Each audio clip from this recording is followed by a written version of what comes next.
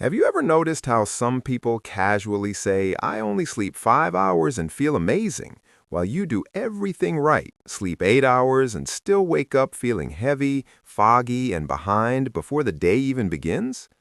It can feel unfair, confusing, and quietly frustrating.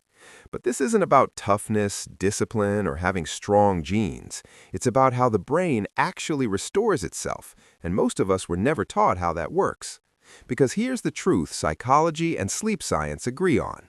Your brain doesn't care how long you're in bed. It cares about how well it gets to recover while you're there. We grow up thinking sleep works like a bank account. More hours in, more energy out. But the brain doesn't count hours, it tracks cycles. Each sleep cycle lasts about 90 minutes, and within those cycles are stages that serve very different purposes. Two of them matter most. Deep sleep is when your body repairs itself, muscles recover, the immune system strengthens, stress hormones drop. This is physical restoration. REM sleep, rapid eye movement sleep, is where your mind heals, emotions are processed, memories are organized, creativity quietly resets itself.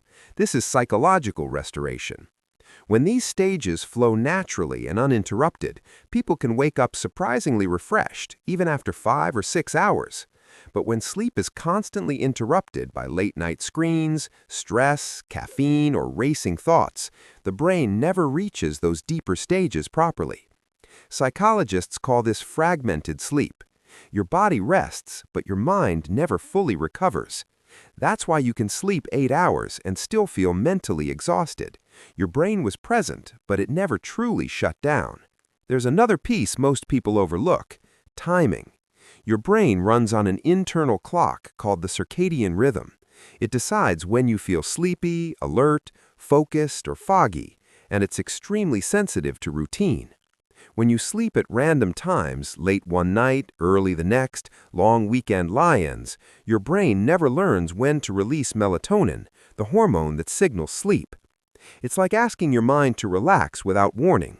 But when you go to bed and wake up at roughly the same time each day, even on weekends, something shifts. Your brain begins to anticipate rest. Melatonin rises naturally. Falling asleep becomes easier. Waking up feels less jarring. It's not discipline, it's trust. You're teaching your nervous system that the world has a rhythm again. Here's something quietly powerful. Waking up in the middle of a sleep cycle triggers sleep inertia, that groggy, slow, mentally sticky feeling that can follow you for hours. But waking up at the end of a cycle allows the brain to transition smoothly into alertness. That's why sleep researchers often recommend planning sleep in 90-minute blocks, about 4.5, 6, or 7.5 hours, instead of chasing random numbers. It's not about sleeping less, it's about waking at the right moment. When biology works with you instead of against you, mornings feel entirely different. Modern life keeps the brain switched on long after the body is tired.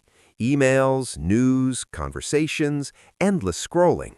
All of it tells your nervous system, stay alert, stay ready. Psychologists call the solution cognitive offloading, giving your brain clear signals that it's safe to slow down. One simple structure helps.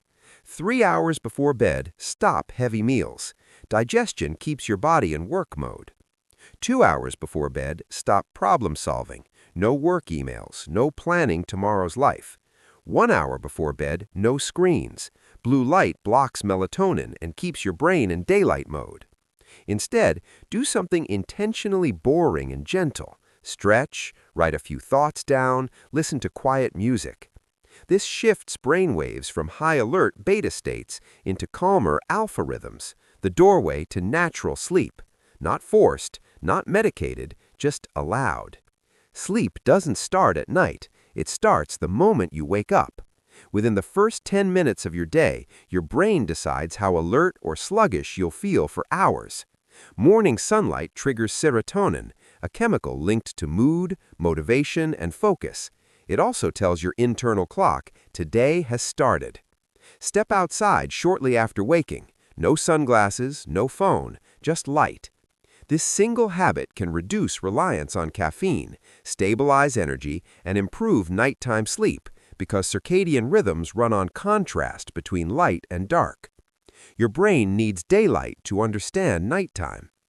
Gentle movement or brief cold exposure in the morning, even a splash of cool water, activates the sympathetic nervous system just enough to release dopamine and norepinephrine. These are natural wake-up chemicals. Within minutes, mental fog begins to lift, not from stimulation, but from alignment. Here's the deeper psychological truth. People who view sleep as laziness often live in quiet burnout.